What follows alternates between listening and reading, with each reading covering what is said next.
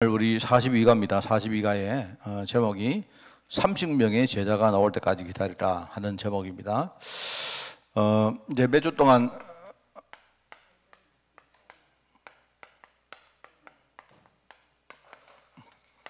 삼천제자 운동에 대한 메시지가 나올 건데요. 이제 여기에 대한 어떤 시작의 메시지라고 보시면 됩니다. 그죠? 30명의 제자.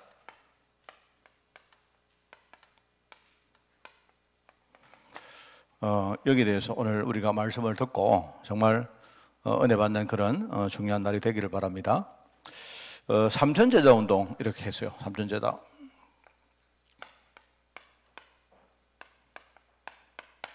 여러분 어떻게 느낍니까? 물론 이제 사도행전 2장 41절에 보면 나오죠. 그날에 보니까 그 말을 받은 사람, 그러니까 신도의 수가 3천이나 됐다 하는 그 이야기가 나오죠. 그죠? 근데 일단 여러분이 우선 삼천제자 운동할 때 어떤 느낌이 드십니까? 어떤 느낌이 들어요? 여러분이, 되겠나? 뭐 그런 생각 안 듭니까? 그렇잖아요? 네. 또는, 그거는 뭐 성경에나 하는 말이지, 뭐 그런, 아마 그거는 이제 우리 중심으로, 우리 나를 기준으로 생각해 볼 때 아마 대부분이 그냥 뭐 상징적으로 삼천제자 운동이지 이렇게 여러분이 생각할 수가 있을 겁니다. 그죠? 만약에 여러분이 가능하겠다 뭐 이런 생각되는 분도 계시면 너무 감사하죠. 근데 이제 삼천제자 운동이라고 하면 여러분이 일단 이 삼천이라는 숫자가 어떻게 나왔을까라고 한번 생각을 해보셔야 됩니다. 그거는 이제 뭐냐니까 우리가 첫 번째는 전 세계에 복음이 전거돼 가지고요. 정말 전 세계 한 50에서 60억 인구가 아니십니까? 그렇잖아요. 그 사람들에게 정말로 우리가 다 복음을 들을 수 있도록 한다면 어떻게 되겠냐? 그러면 아마 대충 뭐 계산을 해볼 때 우리가 한 사람이 정말 복음 가운데 부름받은 제자들이 한 명이 진짜 평생 우리가 걸쳐서라도 우리가 한 3,000명 정도에게 정말 복음에 직접 간접적으로 우리가 뭔가 영향을 줘야 되겠다라고 여러분 생각 안 됩니까? 말하자면 이제 하나님의 절대 계획이다. 하나님의 절대 계획이다. 여러분 이제 이걸 가지고 생각을 해보면 이게 지금 3천이 많다 적다 된다 안 된다 하는 그 전에 그 이야기를 여러분이 먼저 생각하지 마시고요. 맨 먼저 우리가 뭘 생각해야 되냐? 전 세계에 우리가 정말로 복음이 들어야 됩니다. 마태복음 24장 14절에 안 나옵니까?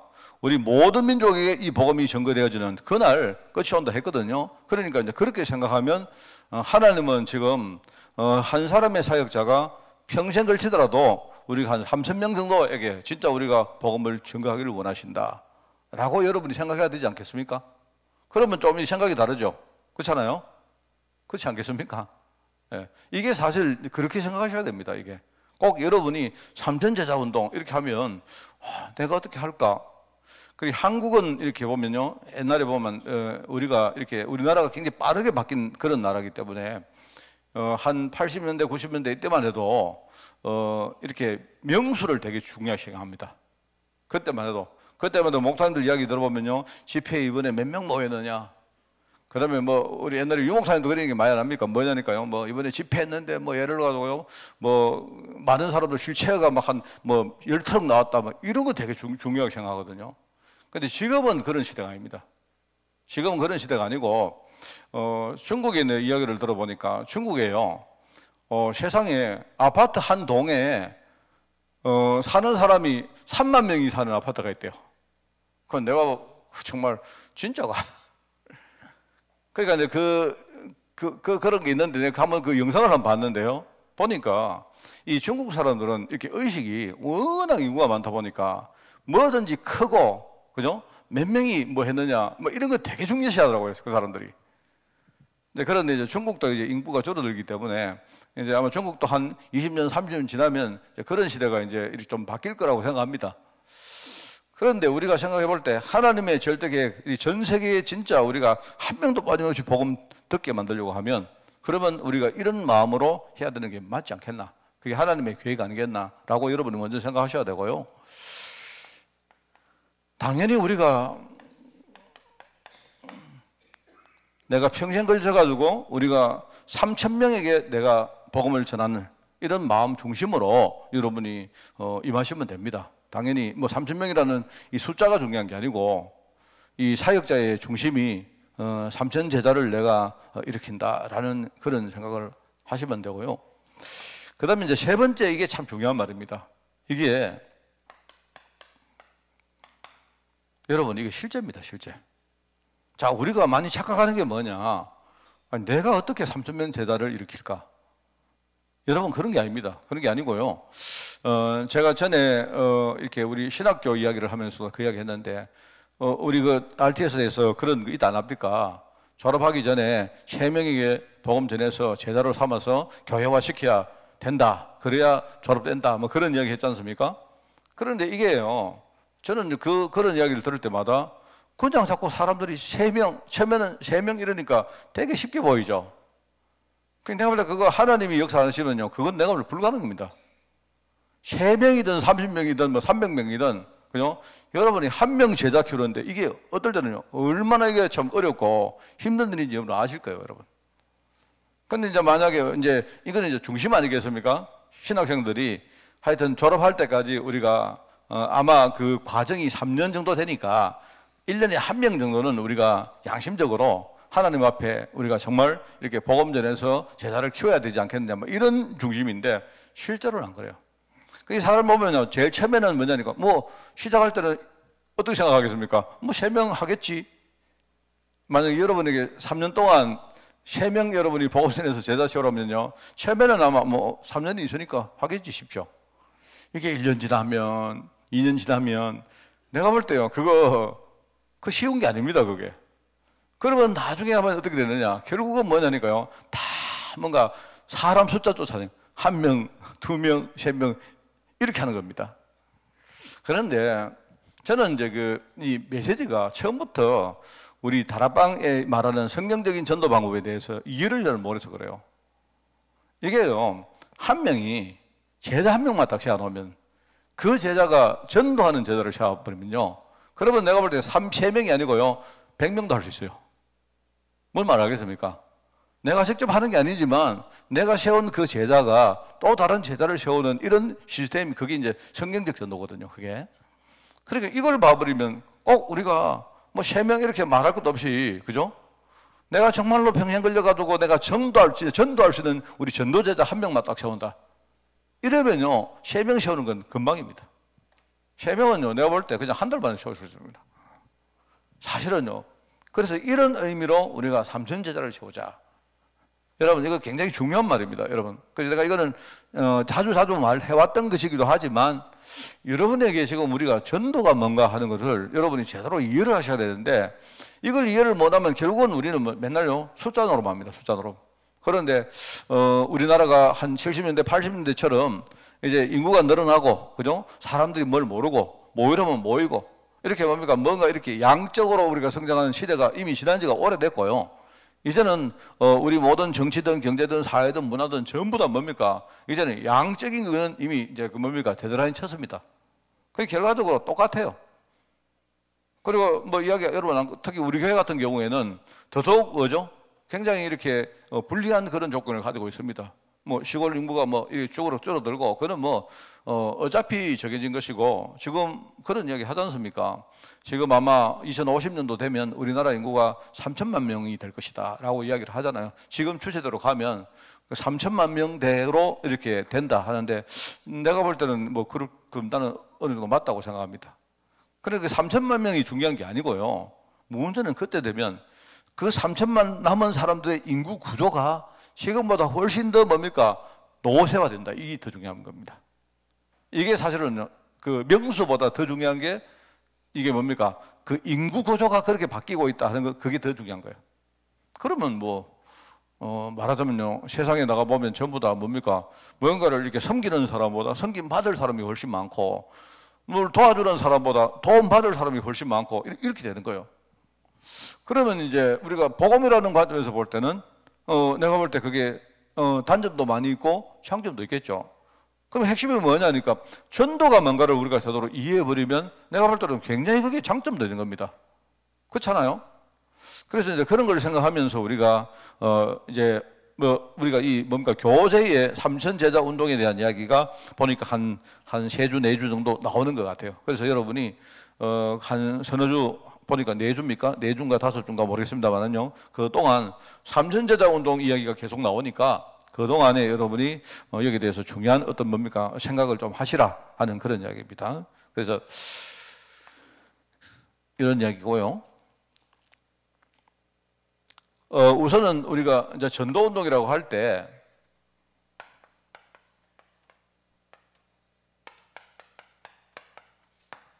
성경적 전도에 대한 중요한 몇 가지 핵심을 한번 딱 내가 말씀을 드려보겠습니다.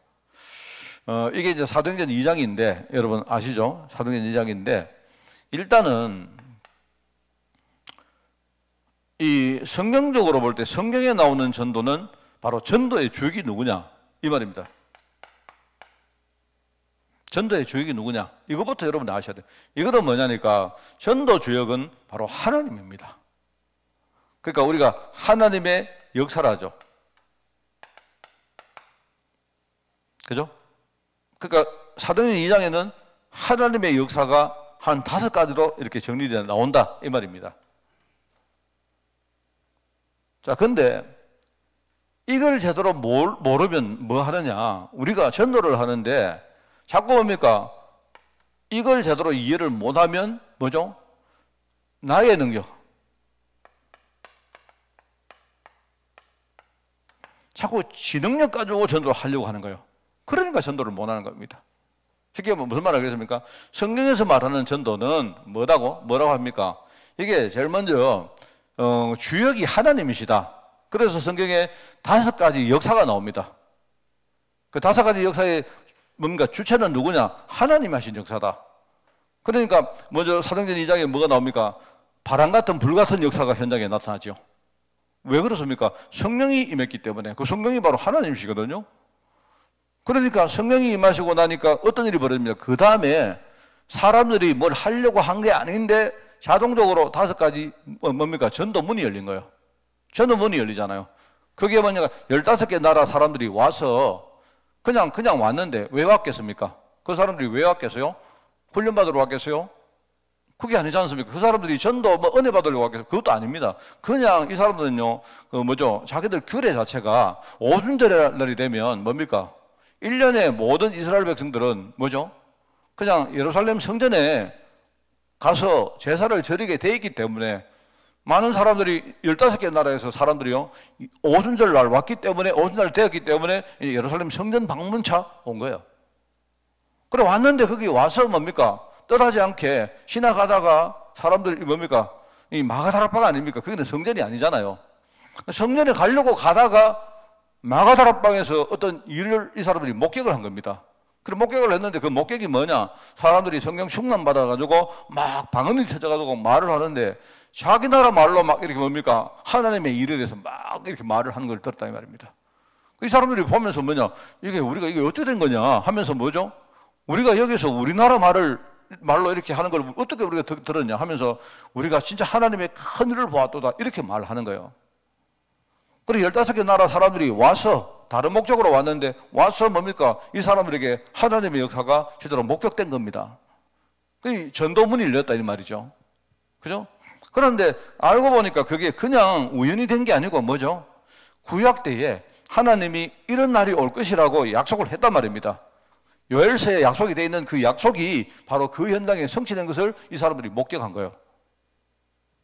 그러니까 그걸 목격한 사람들이 물론 모든 사람이 그렇다는 거 아니겠죠. 그 중에 어떤 사람들은 그 목격을 하고 나서 마음이 열리고 이 사람이 진짜 뜨거운 신앙이 생기고 하면서 이 사람들이 그 급하게 제자가 되는 거예요. 이러다니까 제자가 현장에 사람들이 그걸 보면서 이렇게 일어났단 말입니다. 이 사람들이 제자가 되고 나니까 성전에 갔을 때도 역사가 일어나고 이 사람들이 현장에 또 돌아갔을 때도 역사가 일어났다 이 말입니다. 그게 이제 정리되어진 5가지 역사요. 이 5가지 역사인데 이 역사의 주역이 누구냐? 하나님이시다. 근데 만약에 이걸 우리가 모르면 그럼 어떻게 하겠느냐? 자꾸 우리가 전도를 하는데 내 능력 가지고 전도를 할 수밖에 없단 말입니다. 그러면은 우리는요, 무조건 이거는 실패하는 거죠. 성경이 말하는 전도하고 조금 다른 겁니다, 결을. 그죠? 자, 그러면 이제 여기서 우리가 끝쳐버리면, 그러면 우리는 아무것도 안 해도 됩니까? 이런 여러분 의문이 나오잖아요. 안 그렇습니까? 하나님이 하시니까 우리는 가만히 있으면 되겠네요? 그렇게 여러분이 생각을 하실 거 아닙니까? 그런데 우리가 할 게 뭐냐니까, 바로 우리는 내 능력 가지고 전도하려고 하지 말고 우리가 해야 되는 중요한 핵심이 뭐냐니까요. 그게 뭐죠? 눈을 여는 겁니다. 이 눈을 여는 거예요. 눈을 열고 우리는 뭘 해야 되느냐? 하나님이 지금 준비한 문들이 뭔가 그거를 찾는 거예요. 그래서 그걸 가지고 우리가 5가지 문이라고 말해요. 뭔 말인지 알겠습니까? 자, 여러분이 이 메시지를 잘 이해하셔야 돼요. 하나님이 하시는데 우리는 뭐냐? 하나님이 하시는 것을 쭉 이렇게 보면서, 그죠?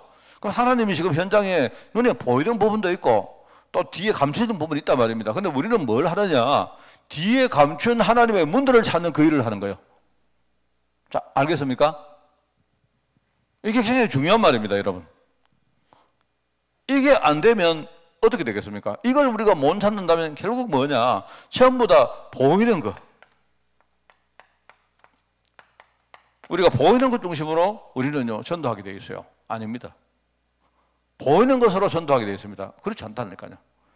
만약에 여러분 지나가다가 어떤 거지 하나가, 그죠? 교회 와서 이렇게 행패를 부렸다. 그렇게 칩시다. 그죠? 거지가 옛날에 우리 여기는 좀 외진지이기 때문에 좀 그런 게 없는데, 옛날에 우리 저기 시내에 있을 때 보니까 그거는요, 막 오만 때만 사람들 밤에 술 먹고 지나가다가 막 오만 사람들 다 왔다 갔다 하고, 그 마치 뭡니까? 그 밑에는 또 뭡니까? 노래방인가 뭐 하나 있었지 않습니까? 그 지하에. 그러니까 내가 볼 때요, 사람들이 막 좋아요. 그 건물 참 희한한 데거든요. 1층은 은행이고, 지하는 노래방이고, 2층은 교회고, 거기 사람들이 와서 돈 찾아가지고, 말하자면요, 내가 볼 때 이 사람들이 돈 찾아가지고 지하 가서 노래 부르고 놀다가 마음이 갈급해지면 2층 올라오면 되거든요. 내가 볼 때는요, 딱 그거 보니까 되게 세상을 이렇게 축약한 건물이다 하는 생각이 듭니다. 오늘도 제가 그 은행에 갔다 왔는데. 그런데 만약에 여러분 그때 보니까요, 사람들이 막 오만 때만 사람들이 와서 2층에 와서, 그죠? 뭐 심지어 어떤 사람들 뭡니까? 막 이렇게 용변도 보고 막 이렇게 하더라고요, 보니까. 그런데 어쩌면 우리가 이제 그런 사람들을 볼 때 얼마나 이게 좀 이상합니까? 그렇잖아요? 그런데, 경우에 따라서 이게 이제 뭐 다 그런 건 아니겠지만 어떤 그런 사람도 우리가 되도록 이게 뒤에 찾아보면 그런 사람 가운데 찾아보면요, 이렇게 뒤에 뭔가 우리가 도와야 될 부분이 있단 말입니다. 그 사람들을 진짜 복음 전하고 전달 수 있는 그런 어떤 뭡니까? 문들이 있단 말입니다. 그 제가 이제 그 생각이 나는 사람이 하나 있지 않습니까? 옛날에 우리 교회 준혁이 말고 그 누구야? 저 칠원에서 오는 애 안 있지 않습니까? 옛날에 걔 이름 준혁이 맞나? 그 있잖아요. 그 아버지 맞죠? 예, 맞죠, 그죠? 예. 그런데 그 아버지 이제 이렇게 뭡니까? 좀 이렇게 좀 이상했지 않습니까? 그래 처음에 내가 이렇게 뭐죠? 이 사람하고 이렇게 뭐 만나 보니까 뭐 내가 처음에는요, 뭐 이런 사람이 다 있나 싶더라고요. 내가 볼 때. 내가 볼 때 그 사람은요, 보니까 막 아들 앞으로 나오는 돈도 막 다 이렇게 뭡니까? 뒤에서 위에 꽁쳐가지고 자기 뭡니까? 뭐 술 먹고 뭐 이렇게 하고 말입니다. 막 이제 그런 거 하더라고요. 처음에 내가 그 사람 보니까 되게 참, 야, 세상에 이런 사람이 있나 싶더라고. 그런데 이제 내가 딱 나중에 보니까 그 사람 참 도와야 되겠다 하는 생각이 드는 거죠. 사실 그렇습니다. 우리가 전도는 어떻게 보면 하나님이 준비한 문들이 있는데 우리는 뭘 해야 되느냐? 바로 이 문을 찾을 눈을 먼저 만들어야 돼요. 그러면 우리가 뭐 하죠? 보이는 것보다 뒤에 감춘 부분을 찾아서 우리가 성령님도 받게 되죠. 그래서 여러분이 이제 항상 그렇습니다. 항상 어떤 사람을 만나면 하나님이 저 사람을 왜 여기 보냈을까? 생각을 해보는 겁니다. 미리 여러분이 우선 뭡니까? 판단하고 결정 내리지 마시고. 이게 바로 성경이 말하는 전도예요. 그런데 하나님이 하시는 것이고 또 하나님이 내 눈을 통해서 찾게 하시는 방법인데, 문제는요, 이 두 가지의 중요한 매개점이 있단 말이에요. 매개. 이 중요한 어떤 뭐랄까요? 접촉점이 있다 이 말입니다. 그게 뭐냐니까 그게요. 말하자면요. 내가 준비되는 시간표를 말하는 거예요. 말하자면 이게 뭐냐 5가지 시간표. 무슨 말 알겠죠? 하나님이 역사를 하시는데 결국 내가 하나님의 역사를 따라서 준비되어진 문을 찾는 방법으로 전도가 되어지는데 이 2개가 제대로 뭡니까? 만나는 접촉점이 뭐냐? 매개점이 뭐냐? 그게 내가 준비되는 시간표를 말하는 거예요. 그래서 성경에는 좀 5가지 시간표가 나옵니다. 이게 안 되어지면 어떻게 하겠어요? 이게 안 되면 우리는요, 뭐냐니까 내가 복음을 제대로 누리면서 준비되는 그런 방법이 아니고 우리는 뭡니까? 뭔가 자꾸 조직이나 일종의 세력 같은 이런 중심으로 이런 걸 만들어 가지고 우리가 전도하려고 하는 겁니다. 그런데 성경이 말하는 그거는 아니에요, 이게. 자, 여러분 제가 요 3가지를 요게 바로 사도행전 2장입니다. 오늘 읽었던 본문에 나오는 뭡니까? 사도행전 2장에 나오는 바로 5가지 역사, 5가지 문, 5가지 시간표를 말하는 거예요. 자, 이걸 말하는데 오늘은 이제 말하는 요게 대한 이야기를 하겠다 이 말입니다. 뭔 말 알겠죠? 바로 삼천제자 운동의 시작은 뭐냐? 내가 진짜 복음으로 준비되어지는 이 시간표를 말하는 거예요.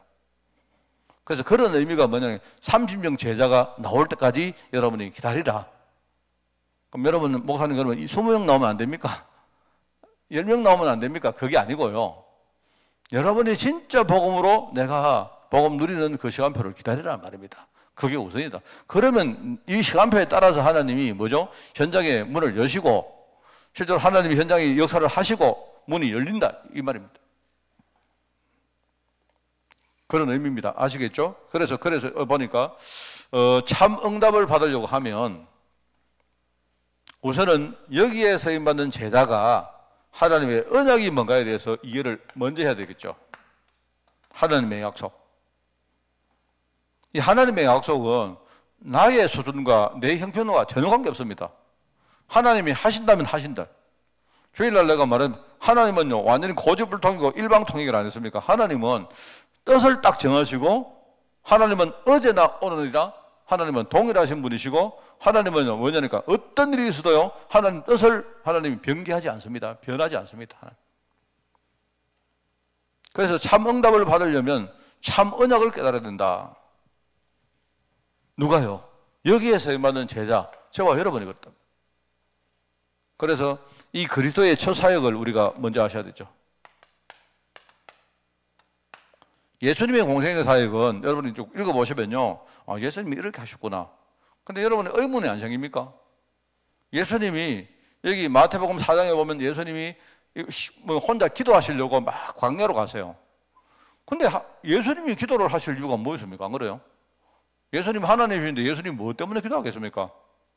그럼 왜 기도하겠습니까? 예수님이 뭔가가 부족해서 기도하겠습니까? 왜 기도하시겠어요? 예수님이 하신 공생의 사역은 철저히 우리에게 본을 보시는 겁니다. 뭐 알겠습니까? 예수님이 이 땅에 오실 필요가 없는 분인데 오신 이유가 뭐냐? 우리 때문에 오신 거예요. 오셔서 우리와 똑같이 뭡니까? 시험도 받으시고 체로도 받으시고 기도도 하시고 뭡니까? 갈등도 하시고 예수님이 갈등하는 거 많이 나오지 않습니까? 안 그래요? 막 고통도 느끼시고 예수님이 막 이렇게 보면 어떨 탄식도 하시고 뭐 예수님이 뭐랍니까? 심지어는요 어떨 때 진짜 막 후회도 하시고 막 이런 게 사역 보면 다 나옵니까? 그게 왜냐니까 우리 인생을 그거 대변하고 있는 거거든요. 우리가 그렇게 할 거단 말입니다. 우리가 살아가면서 그렇게 할 것이기 때문에 예수님이 우리에게 본을 보이시려고 그렇게 하신 거예요. 그래서 예수님이 첫 사역을 보면 여기 뭐죠? 바로 예수님이 기도하시잖아요. 예수님은 새벽부터 기도하시고 어떨 때는요 밤새도록 기도하시고 그렇게 하지 않습니까? 그게 마태복음 4장에 나오는 이야기입니다. 이때 이제 뭐 광야에서 기도하시다가 뭐죠? 기도를 하면서 이 기도 속에 있는 복음의 능력 가지고 실제로 마귀와 싸워서 이기시기도 하고 하잖아요. 그러니까 여러분 이걸 잘 아셔야 돼요. 그러면서 12제자를 찾고 그들을 양육하고 실제로 현장에 보내서 눈을 열어주고 하는 그런 사역들을 하시잖아요. 그게 마태복음 10장이고 마가복음 3장에 나온.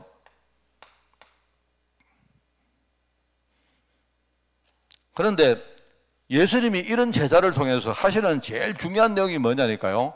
바로 하나님의 언약에 대해서 완전 확립시키는 이 작업을요, 철저히 하십니다. 예수님. 진짜 이 마태복음 16장의 이 베드로는 바로 그리스도에 대해서 제대로 몰랐거든요. 모르고 있는데 그냥 이 베드로가 뭐죠? 이 그리스도 사역에 대해서, 그리스도에 대해서 이 사람이 신앙 고백했고 17장에 보니까 뭡니까? 이 그리스도가 얼마나 중요한지 뼈저리게 느끼게 만들었습니다. 그래서 나름대로 오직 예수, 오직 그리스도, 여기에 대한 뭔가 답이 나오도록 만드는 내용이지 않습니까? 아까 말했죠. 이게 뭐냐니까 내가 준비되는 시간표, 하나님이 문 여시는 시간표, 맞죠? 바로 하나님이 역사하시는 시간표가 언제냐? 내가 준비되는 시간표다. 내가 진짜 복음 속에 들어가서 진짜 확립되는 시간표다. 다른 건 몰라도 하나님의 언약에 대해서 절대 흔들리면 안 돼요. 하나님 언약에 대해서. 그래서 제가 나름대로 자부심 가지는 건요, 우리 교회는 강단에서 다른 건 몰라도 하나님의 약속에 대해서는요, 뭐 내가 되든지 안 되든지 상관없이 계속 여러분에게 나름대로 원칙적으로 저는 전가하려고 합니다. 제가 볼 때 제 신앙이 그래요. 하나님의 약속에는 다른 거는 전부 다 의미가 그렇게 없는 겁니다. 뭔 말 알겠습니까? 뭐 내가 지금 부자가 됐다, 뭐 내가 뭡니까 장로가 됐다, 그거는 전부 다 하나님 언약을 성취하는 도구에 불과한 겁니다. 안 그렇습니까? 여러분이 부자가 됐는데 또 나중에 하나님이 여러분 가난하게 만들 수도 있다니까요. 근데 상관없어 말입니다. 그거는 하나님 보실 때 내가 부자 되는 게 유리하면 부자 만든 거고, 하나님 보실 때 내가 가난하게 만들면 가난하게 되는 거고, 뭐 그런 거지. 안 그렇습니까? 중요한 건 뭐냐, 이렇든 저렇든 내가 하나님의 언약 속에 쓰임받는 제자가 되어진다. 그게 중요하잖아요. 그러니까 하나님이 함정에서 손을 이루신 거 아닙니까? 여러분이 이것만 확고하게 이렇게 뭐가 뿌리 내리면요, 굳이 하나님이 의미 없이 여러분을 힘들게 만들 이유가 뭐 있겠습니까? 핵심이 뭐냐니까 진짜 이 하나님의 약속이 내 안에 각인되고 뿌리되고 체질화되는 이것만은 답인 거예요. 이것만. 그래서 우리 그리스도와 세계복음화 언약, 이게 대해서는요 철두철미해야 됩니다. 여러분이 딱 우리 아니 눈이 완전히 뒤집어지고 완전히 우리가 다 바뀌어가지고 우리 눈에 모든 것이 그리스도 세계복음화로 보여야 돼요. 아, 하나님이 나를 살리시려고 하는구나. 하나님이 다른 사람을 살리려고 하는구나. 이렇게 보여야 돼요. 이렇게 보여버리면 사건도 다르게 보이고 사람도 다르게 보이고 장소도 다르게 보인다 아닙니까? 예수님이 하시는 사역이 이걸 확립시키는 사역을 했다. 자, 여러분은 아마 여기에 대해서 나름대로 답은 가지고 계실 것입니다. 우리 강단 제자가 맞다면. 이러면서 하나님이 마지막으로 우리에게 또 일종의 사명을 주십니다. 이 사명이 뭐냐? 그냥 하나님이 그냥 내가 갑자기 뭐 이거 하고 싶으니까 이거 해달라 그런 게 아니잖아요. 원래부터 하나님이 우리에게 주신 하나님의 언약입니다. 약속입니다. 그래서 마지막으로 뭐죠? 너희들이 가서 모든 족속으로 제사를 삼아라. 그게 하나님의 약속이다. 흔들리지 말고. 여러분은요 3년 제자의 운동에 뭔 말 알겠습니까? 가슴에 담고 계세요. 전 세계에 여러분이요 50억 60억에게 우리가 복음 전하는데 하나님이 나를 쓰신다. 뭐 우리가 3천 제자 못 익히면 뭐 어디 뭐 지옥 가겠습니까? 그거 아니잖아요. 여러분은요 내가 여기에 부름받았다 생각하시고 흔들리지 마시. 이거는 흔들리지 마시라 말입니다. 자꾸 말입니다. 사람들이 그래요. 보니까 참 이게 뭡니까? 우리가 잘 아셔야 되는 게 이런 겁니다. 좀 이렇게 옛날에 우리가 좀 이렇게 초창기에는요, 우리가 되게 이렇게 뭐랄까요, 좀 유치했어요, 좀 해가지고요. 어느 사람이 와서 목사님도 그러시더라고요.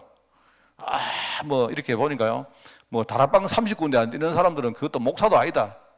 이런 목사님들 계시더라고요. 그냥 그런 얘기 들으면서 저분 참 정말 그 말 무슨 말인 건 알겠는데 내가 볼 때 뭔가 이렇게 하나님의 약속 속에 들어가서 이걸요 정말로 겸손하게 전달한다기보다는요 나는 다락방 30군데 하는데 누구는 뭐하노? 이런 느낌이 드는 거예요. 그런데 그런 분들이요 상당수가 중간에 가다가 시험 들고 넘어지고 이상한 짓 하고 내가 말 못하자면요 천지입니다. 그래서 제가 보면서 이게 아까도 말이죠. 내 능력 가지고 복음 전가는 그건 성경적 정도 아닙니다. 그죠? 그럼 여기서 끝나면 그러면 여러분이 가만히 있어 우리는요 가만히 있어야 됩니까? 그거 아니잖아요. 현장에 보면요 눈 뜨고 보면 다 보입니다. 눈 뜨고 보면요 하나님이 준비한 문들이 얼마나 많은데요. 그래서 제가 여러분에게 이야기 안 합니까? 우리 교회는요 하여튼 이거는 내가 뭐 눈이 어두운지 밝은지 그거 몰라도 내가 진짜 우리 교회는요 지금 여러 가지 사실 보면서 한 3가지에 내가 캠프를 우리가 본격적으로 시작하자고 안 합니까? 그냥 하는 줄 아세요? 제가 뭔가 우리 교회를요 뭐 이렇게 성장시킬 전략인 줄 아세요? 아닙니다. 저는요 내일이라도 저는 사실은요 내가 그죠? 뭐 내가 목사 우리 교회 성장 안 시켜도 돼요. 그래서 제가 볼 때는 하나님의 계획으로 보는 겁니다. 그게 하나님이 우리 한빛교회를 보고 우리가 해야 될 정말 모르겠습니다. 내가 눈이 조금 어두우면 또 다른 걸 또 찾겠죠. 그래서 찾는데 제가 이런 얘기만 합니다. 사람 성도들이요 와서 목사님 우리 교회는 왜 레멘트가 자꾸 없어집니까? 뭐 어떡합니까? 어떡하라고요? 그렇잖아요? 뭐 심지어 어떤 사람은 내보고요 목사님 우리 능력이 없어서 그렇습니까? 이런 말도 해요. 뭐 능력이 없는 거 맞죠? 어떡합니까? 근데 그때 제가 그런 이야기 하면 저는 거기에 대한 대답을 못 합니다. 대답을 못 하는데 저는 하나님께 기도를 하면 하나님이 한 번도 빠짐없이 나에게 눈을 들어주셨어요. 자, 여러분 알겠습니까? 저는 제가 다시 말합니다. 우리가 지금 3가지 캠프를 해야 우리 교회가 부흥됩니다 라고 말하는 게 아니라니까요. 자, 여러분은 정말로 잘 아셔야 됩니다. 저는 이게 잘 될지 안 될지 그것도 몰라요. 저는 하나님의 뜻이라고 생각하기 때문에 여러분에게 말씀드리는 거예요. 제가 볼 때는 눈을 열고 보니까 그게 하나님이 우리 교회에 준비하신 문입니다. 그렇게 안 보이십니까? 이렇게 보이니까 내 마음속에 이렇게 문이 보이니까요. 야, 되겠다. 이런 확신이 오는 거예요. 이렇게 뭔가 내가 짐이 되는 게 아니고 야, 참 좋겠다. 우리가 저런 제자를 세우면 참 감사하겠다. 이런 뭐랄까요. 내 마음이 굉장히 막 소망이 생기고 이렇게 되는 겁니다. 결과적으로 뭐냐. 우리 자신이 뭐죠? 뭔가 복음 안에 깊이 들어가서 여러분이 말만 복음하지 말고 정말로 여러분이 옛날에 안 되었던 것들이 되는 이런 시간표가 옵니다. 야, 그럼 여러분 보시면 야, 내가 진짜 복음의 사람으로 돼 가는구나 라고 느끼면 돼요. 각 사람들이 전부 다 내가 넘어설 수 없는 그런 부분이 아니십니까? 있잖아요. 어떤 사람은 내가 보니까요 이렇게 어떤 그 인간관계에 굉장히 이렇게 힘든 사람이 있고요. 어떤 사람은 돈에 막 정말로 뭡니까? 다른 거는 다 잘하는데 돈 그걸 또 못 넣는 사람도 있습니다. 어떤 사람은 누가 이렇게 뭡니까? 자기한테 이렇게 조그마한 말을 하면요. 거기에 또 상처받아가지고 이런 사람도 있고 각자 보면요. 전부 다 뭐냐? 나름대로 자기 넘어설 수 없는 부분이 많이 있어요. 자, 여러분 있지 않습니까? 잘 한번 생각해봐요. 기도하시면서. 그러면 나에게는 내가 넘어설 부분이 뭔가를 여러분이 잘 준비하라니까요. 그리고는요, 그걸 생각하면서 여러분이 복음 속으로 들어가면 1년만 해보고 2년만 딱 해보면 내가 진짜 뭡니까? 변하고 있구나. 라고 여러분이 스스로 느끼실 거예요. 그게 사도행전 1장에 나오는 뭐죠? 오직 성령이 임하시면 너희가 권능을 받고 이 말입니다. 그게 권능입니다. 그게. 뭔 말 알겠습니까? 그거는요, 저를 포함한 모든 사람이 다 그래요. 다 있다니까요, 다. 근데 우리가, 여러분은 그게 있어야 우리가 복음을 안 붙듭니까? 맞잖아요? 그러면은 이게, 이 시간표가 오면 이제 하나님이 역사하시고 어느 날 여러분이 문이 보이는 그런 날이 옵니다. 우리가 그것 가지고 뭐냐니까 모든 족속에게 땅끝까지 만민에게 우리가 지금 가는 겁니다. 그게 하나님의 계획이죠. 그래서 사도행전 1장 8절, 요한복음 21장 뭐죠? 우리가 어린 양을 먹이는, 그죠? 우리 후대까지 우리가 이 축복을 우리가 만들고 전달해 주는 겁니다.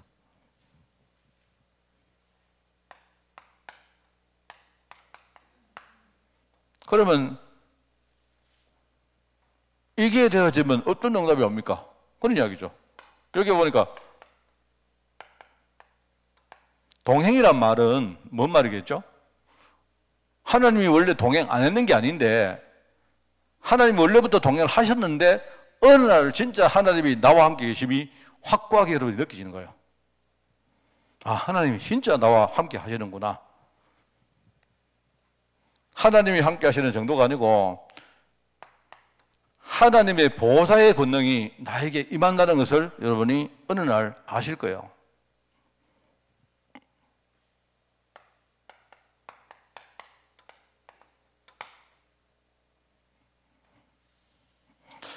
제가 여러분에게 좀 제가 해본 방법으로 내가 이렇게 소개해 드리는 겁니다.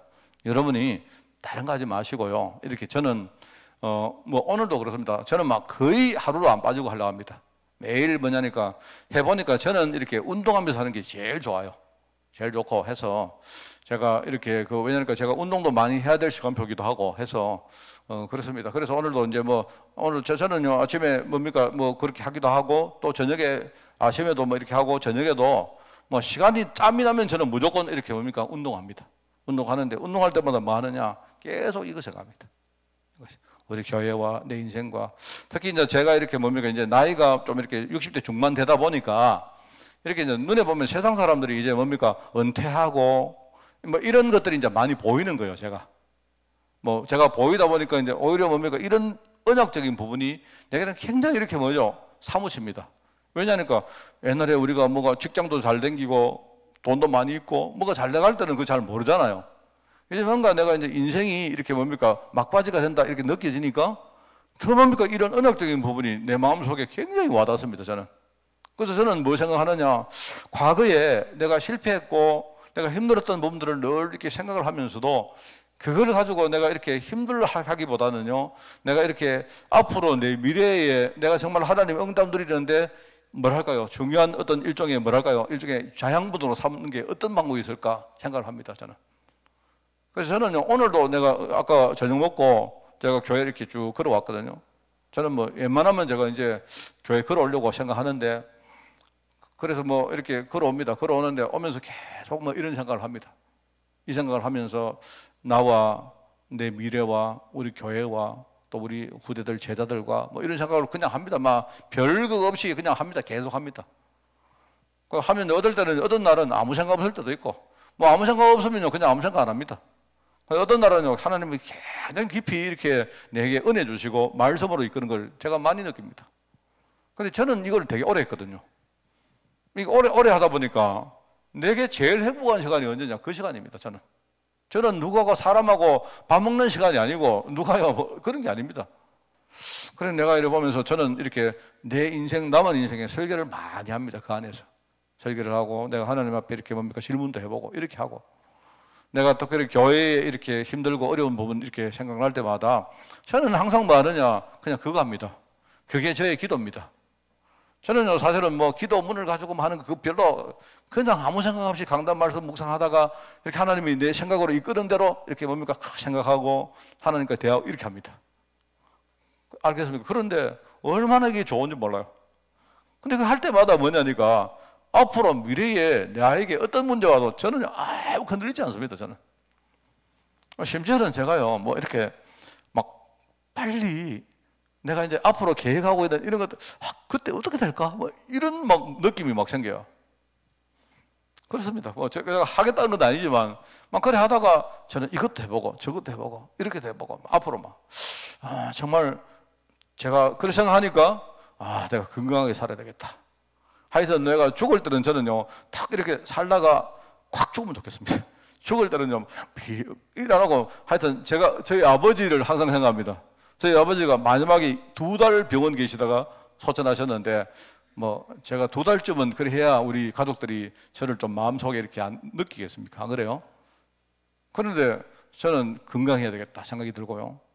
정말로 그렇습니다. 내가 정말로 많은 사람들하고 내가 영향을 주는 이런 사람으로 살아야 되겠다 생각이 들고 뭐 이렇게 뭔가 옛날처럼 앞으로 미래에 뭐 먹고 살아 이런 것들은요 제가 전혀 내 마음속에 걱정이 안 됩니다. 뭐 이제 간증하는 시간이라고 생각하시고 이게 제 마음속에 응답으로 오는 거 있죠. 그래서 우리가 기도를 할 때 기준이 뭐냐? 사실 요겁니다. 요거. 여기 나오는 3천 제자, 300명 전도, 30제자 이 말이 뭐냐? 제가 이야기했지 않습니까? 그냥 이런 말입니다. 여러분 제가 이렇게 현장에 해보니까요 안 그렇습니까? 한 명 제자를 키우는데요 한 100명쯤에게 여러분이 복음 전해야 된다. 내가 얘기를 합니까? 그리고요, 여러분 말을 듣고 영접하려고 하면요, 100명 정도에게 여러분이 복음 전해야 그 중에 한 명이 마음은 열립니다. 그러면 이야기했죠? 10,000명 복음 전해야 한 명 제자가 일어난다 이 말입니다. 그런 중심으로 하라는 거죠. 기준은 뭐냐?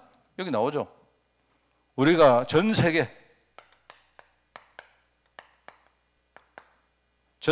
한 5, 60억 인구에게 우리가 정말로 전부 다 복음 듣게 만들려고 하면 어떻게 해야 될까? 우리 기도가 어떤 기도가 돼야 될까? 여러분, 오늘 제가 이렇게 뭡니까? 강단에서 좀 통하는 부분이 있습니까?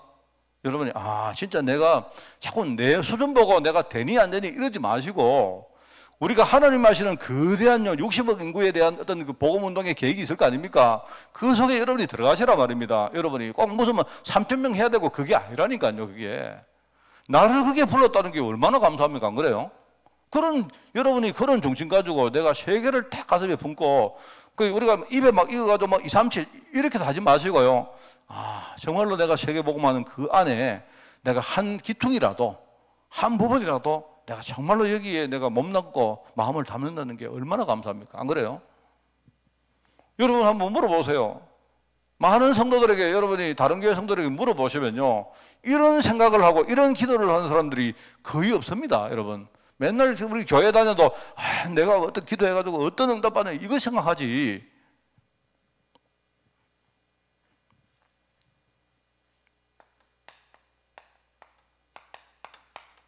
그렇다면 그래, 내가 마음속에 내가 평생 내가 2, 3, 7 나라를 다 못 가본다 해도 내가 정말로 여기에 내가 마음을 담고 내가 3,000명 제자를 내가 일으킨다고 생각하고 그런 정신 가지고 기도해야 되겠다.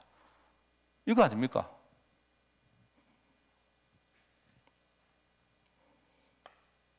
여기 실제라고 했죠, 실제. 한 명 제자를 제대로 딱 이렇게 놓으면, 여러분이 한 명 제자 일으키면 됩니다. 여러분이 정말입니다. 한 명 제자 제대로 딱 일으키면요, 이 제자가 또 다른 제자를 일으키기 있기 때문에 결과적으로 내가요 3,000명 제자 일으킬 수 있습니다. 이런 기준 가지고 기도해라. 자, 여기 이제 네 번째 주의할 점. 뭐가 생기겠습니까? 아까도 말했죠. 철저히 우리가 동기.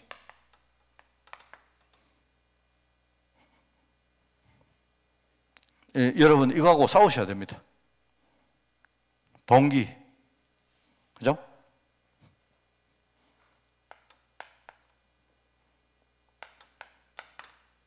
이겁니다. 자꾸 나를 봅니다. 내가 된다 안 된다. 내가 된다 안 된다. 내가 나는 못한다. 일단 여러분이 3,000명 이러면요, 우선 딱 그냥 어련히 우리가 하는 말이기 때문에 늘 우리는요, 이렇게 하면 3,000명이구나.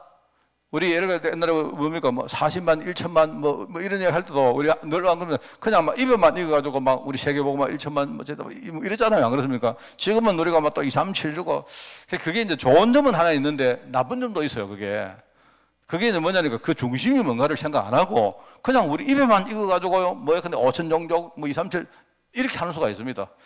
그렇기 때문에 이제 그런 걸 생각하시면서 나를 보지 마세요.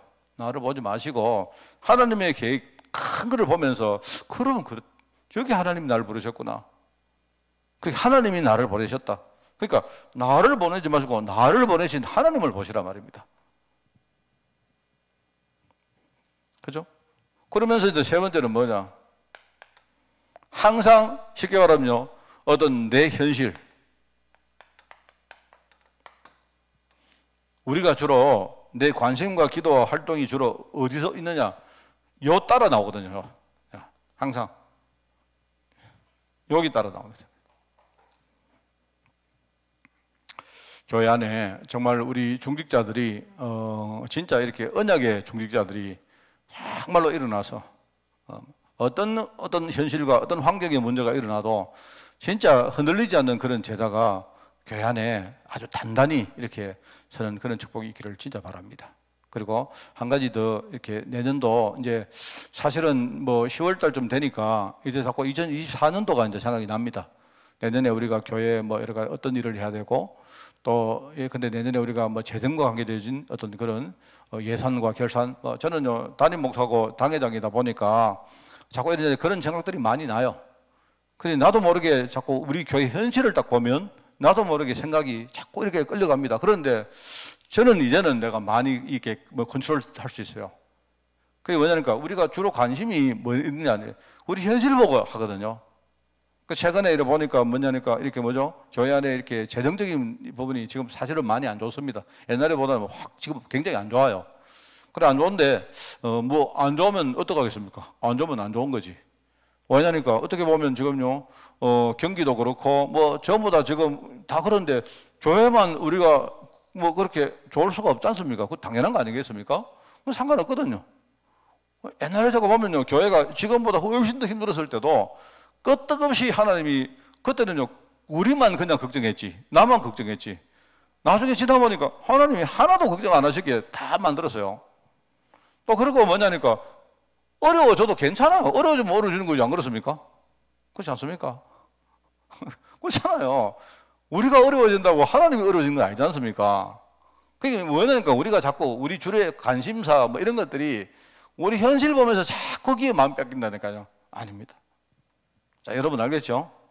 정말로 여러분이, 저는요, 이렇게 생각하고 있습니다. 내년도에 이렇게, 제가 이렇게 뭡니까, 경제를 전공도 하고 했기 때문에 그 관심이 많거든요, 제가. 많은데, 이렇게 보면 내년도에 어떤 일이 이제 전 세계 현장에 벌어질지 내가 이렇게 보면서, 마음을 제가 단단히 이렇게 내가 하고 있습니다. 그런데 흔들리지 않습니다. 저는 나름대로 내가 대책도 다 써 있습니다. 아, 이런 경우는 이렇게 하고, 저런 경우는 저렇게 하고, 이렇게 하고. 이런 생각도 다 하고 있습니다.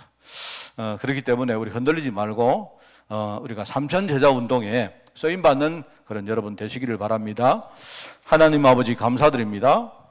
우리가 30명 제자를 우리가 일으킬 때까지 절대로 흔들리지 말고 하나님 언약 속으로 깊이 들어갈 수 있도록 주님이 축복하시고 우리가 일으킨 이 30명 제자를 발판으로 삼천제자운동에 귀하게 쓰임받는 우리 성도들 교회 될 수 있도록 주님이 축복하여 주옵소서. 우리 믿음의 제자들 일어나게 하옵시고 성령 인도받는 제자들 일어나게 하옵시며 또 나아가 하나님 정말 복음으로 준비된 그런 제자가 온전히 일어날 수 있도록 주님이 축복하여 주옵소서. 감사드리며 예수님의 이름으로 기도드리옵나이다. 아멘. 우리 주 예수 그리스도의 은혜와 하나님의 그 놀라운 사랑하심과 성령님의 지금 함께 하심이 이제 삼천제자운동에 부름받아서 정말 복음으로 무장하고 귀하게 쓰임받기를 원하는 모든 하나님의 종들 머리머리 위에 특별히 우리 교회 위에 지금부터 영원까지 항상 함께 계실지어다. 아멘.